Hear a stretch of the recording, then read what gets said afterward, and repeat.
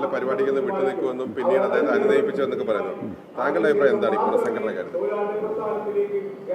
K Muraleedharan വിട്ടുവെന്ന് പറയുന്നത് ശരിയല്ല. അദ്ദേഹം വിശ്വാസ സംരക്ഷണ ജാഥയുമായിട്ടാണ് കാഞ്ഞങ്ങാട്ട് നിന്ന് പുറപ്പെട്ടത്. അദ്ദേഹം ഒരു തികഞ്ഞ വിശ്വാസിയാണ്. അദ്ദേഹം ഗുരുവായൂർ ക്ഷേത്രത്തിൽ ദർശനം നടത്താൻ പോയി എന്നാണ് ഞാൻ മനസ്സിലാക്കുന്നത്. വഴിയിൽ എന്തോ തടസ്സമുണ്ടായതുകൊണ്ടാണ് കൃത്യസമയത്ത് അദ്ദേഹത്തിന് എത്തിച്ചേരാൻ സാധിക്കാതെ പോയെന്നാണ് ഞാൻ മനസ്സിലാക്കുന്നത്. പിന്നെ പുനഃസംഘടന പരാതികൾ കാണാം. പക്ഷേ കോൺഗ്രസ് പോലെ ലോകത്തിലെ ഏറ്റവും വലിയ ഒരു ലിബറൽ ഡെമോക്രാറ്റിക് പാർട്ടി, അതിലെല്ലാ കാലത്തും പുനഃസംഘടന വരുമ്പോൾ കൊച്ചു കൊച്ചു അഭിപ്രായ വ്യത്യാസങ്ങളൊക്കെ തന്നെ ഉണ്ടാവും.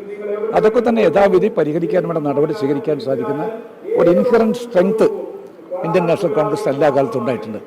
തീർച്ചയായിട്ടും അതൊക്കെ തന്നെ പരിഹരിച്ചുകൊണ്ട് ഒറ്റക്കെട്ടായിട്ട് മുന്നോട്ട് പോകും.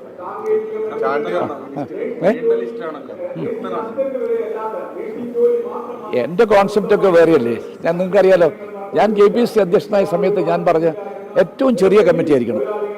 ആ കമ്മിറ്റിക്ക് എഫക്റ്റീവായിട്ട് കൊണ്ടുപോകാൻ സാധിക്കും. പക്ഷേ അതല്ല, പല ഭാഗത്തുനിന്നും ഒരുപാട് താല്പര്യങ്ങളുണ്ട്.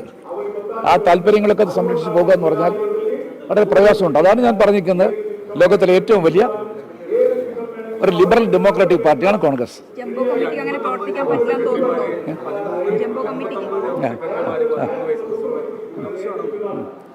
അനാവശ്യം ഞാൻ പറഞ്ഞില്ല, അത് പറഞ്ഞല്ലോ. ഒരു ഇലക്ഷൻ വരാൻ പോകുന്നു, അസംതൃപ്തരായ ആളുകളൊന്നും കൂട്ടിയിട്ട് അങ്ങനെ പോകാൻ സാധിക്കില്ല.